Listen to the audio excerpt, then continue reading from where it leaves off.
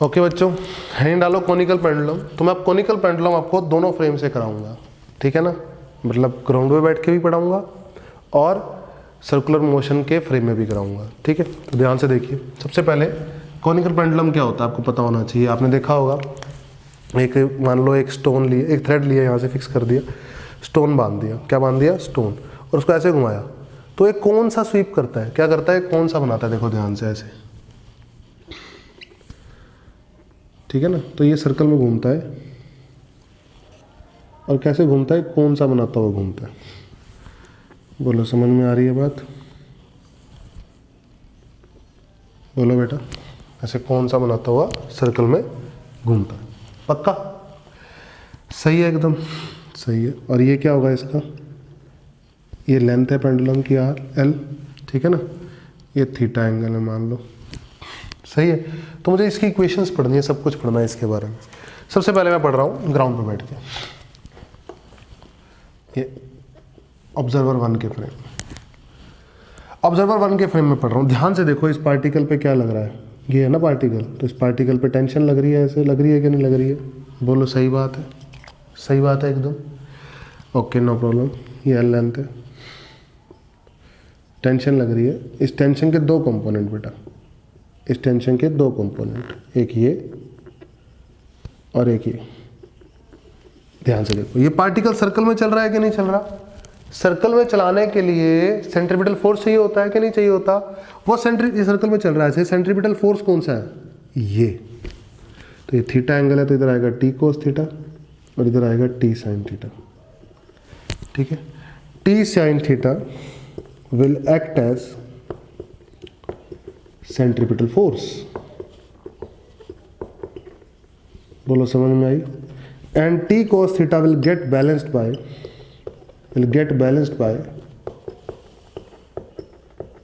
Wait, बोलो सही बात है। तो टी कॉस थीटा को बैलेंस कर दिया गया mg से, जो कि नीचे लग रहा है, पक्की बात है कि नहीं है, बोलो। और टी साइन थीटा क्या है, सेंट्रीपिटल फोर्स है, और सेंट्रीपिटल फोर्स होता है मास इनटू सेंट्रीपिटल एक्सीलरेशन। तो टी साइन थीटा है, अगर इसकी वेलोसिटी घूमने की v है तो m v square by r, और r ये रेडियस है, ये रेडियस, समझ में आई। तो मैंने इक्वेशन 2 को इक्वेशन 1 से डिवाइड कर लिया, तो आ गया tan थीटा आ गया v स्क्वायर बाय r जी। आपको जो भी निकालना है निकाल सकते हैं, क्वेश्चन में जिस हिसाब से भी पूछेगा आपसे, एंगल पूछ सकता है, v पूछ सकता है, r पूछ सकता है, कुछ ही पूछ सकता है आपसे, l पूछ सकता है, फिर अगर एक बार एंगल आ जाएगा, r आ जाएगा तो l भी आ जाएगा, है ना। तो कुछ ही पूछ सकता है, आप इस तरीके से हैंडल करोगे कॉनिकल पेंडुलम, ठीक है। ये आपने पढ़ा ऑब्जर्वर 1 के रिस्पेक्ट में। अब मैं पढ़ाता हूँ ऑब्जर्वर 2 के रिस्पेक्ट में। ध्यान से देखो, ऑब्जर्वर 2 कौन है, ये पेंडुलम है,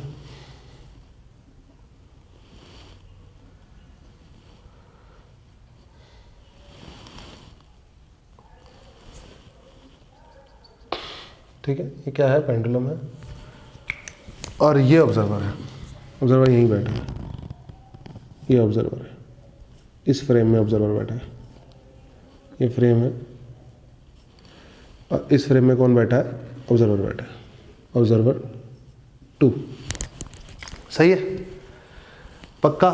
अब ऑब्जर्वर 2 के अकॉर्डिंग ये टी है, ये टी है, ये थीटा एंगल था, तो ये भी ये थीटा एंगल है, तो ये भी टी कॉस थीटा ही है, और ये भी टी साइन थीटा ही है। अब इस पे क्या लगेगा बाहर की तरफ, सेंट्रीफ्यूगल फोर्स, इस पे क्या लगेगा बाहर की तरफ, सेंट्रीफ्यूगल फोर्स, क्योंकि क्यों लगेगा, क्योंकि फ्रेम का एक्सेलरेशन अंदर है ना, सेंट्रीपिटल। अरे बोलो सूडो फोर्स लगेगा, कितना लगेगा, कितना लगेगा, m into acceleration of frame, बोलो। और टी कॉस थीटा किससे बैलेंस हो गया, mg से, बोलो बेटा। तो T sine theta will get balanced. अब मैं बैलेंस बोल रहा हूं, यहां में मैंने बैलेंस नहीं बोला, यहां मैंने बोला एक्ट एज सेंट्रीपिटल फोर्स। आपको बताऊंगा दोनों बातों में फर्क। T sine theta will get balanced by MAF, ठीक है, यानी that is equal to MAC। That is again equal to M R M V square by R, अगर वी स्पीड से चल रहा है तो। बोलो फिर क्या आएगा, टी साइन थीटा किससे बराबर आएगा, M V square by R के, बोलो आएगा। और टी कॉस थीटा किसके बराबर आएगा, एम जी के। फिर से वहीं पहुंच गए हम, टैन थीटा कितना आ जाएगा, V square by R G. फिर से हम जो भी निकालना चाहते हैं निकाल लेंगे। समझ में आई मेरी बात। यहाँ पर पार्टिकल के पास t sine theta is equal to m a है, जो इस पार्टिकल के पास, ये पार्टिकल ग्राउंड पे बैठे हुए ऑब्जर्वर के रिस्पेक्ट में घूम रहा है।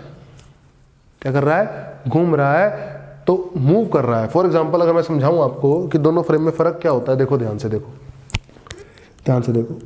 अगर ग्राउंड पे बंदा बैठा, ये ग्राउंड पे बैठा है, तो ये पार्टिकल जब यहां गया, यहां से यहां आ गया, इसको क्या लग रहा है, इसको क्या लग रहा है कि इसके पास, इस पार्टिकल के पास एक्सेलरेशन है कि नहीं, बोलो। इसके अकॉर्डिंग ये पार्टिकल के पास एक फोर्स है ऊपर की तरफ, तभी तो ऊपर गया। अरे ये इस ऑब्जर्वर के अकॉर्डिंग ये पार्टिकल यहां था और यहां पहुंच गया, बोलो यहां था और यहां पहुंच गया। और डी टाइम स्मॉल टाइम की बात करूं, तो यहां था, यहां पहुंच गया। इसका मतलब ये इसके अकॉर्डिंग ऊपर उठा है, पार्टिकल ऊपर गया है हल्का सा। अरे बोलो ऊपर गया तो एक फोर्स था ना इसके ऊपर की तरफ, तो चला, यानी कि एक्सेलरेशन था जो इसको अंदर लेके जा रहा था। अरे बोलो बैलेंस नहीं हो रहा है, यहाँ ऊपर जा रहा है, एक्सेलरेशन है, यहाँ बैलेंस नहीं हो रहा है फोर्सेस। समझ में आ रही है मेरी बात। अगर मैं डी टाइम की बात करूं, देखो ध्यान से, छोटे टाइम की बात करूं, तो ये है कहानी, ये तो ये हल्का सा ड्रिफ्ट हुआ ऊपर, और ऊपर की तरफ लेके जाने वाला एक एक्सेलरेशन था, तभी ऊपर गया, मास इनटू एक्सेलरेशन फोर्स लग गया और ऊपर चला गया ये। अरे बोलो, लेकिन इस पे बैठ के, जब इस पे बैठ जाओगे तो ना ये ऊपर जा रहा है, ये रेस्ट पे आ गया। इस फ्रेम के अकॉर्डिंग ये पार्टिकल रेस्ट पे आ गया, तो अंदर वाला बराबर बाहर वाला, ऊपर वाला बराबर नीचे वाला। आपको खेल समझ में आ रहा है। यहां पर रेस्ट पे नहीं आया है बेटा, इस ऑब्जर्वर के अकॉर्डिंग ये पार्टिकल रेस्ट पे नहीं है, ये चल रहा है। बोलो बेटा, अगर सिंपल सी बात करूं, मैं ग्राउंड पे बात करूं, यहां से यहां पहुंच गया, तो इसका मतलब चला ना, ऊपर गया ना ये पार्टिकल।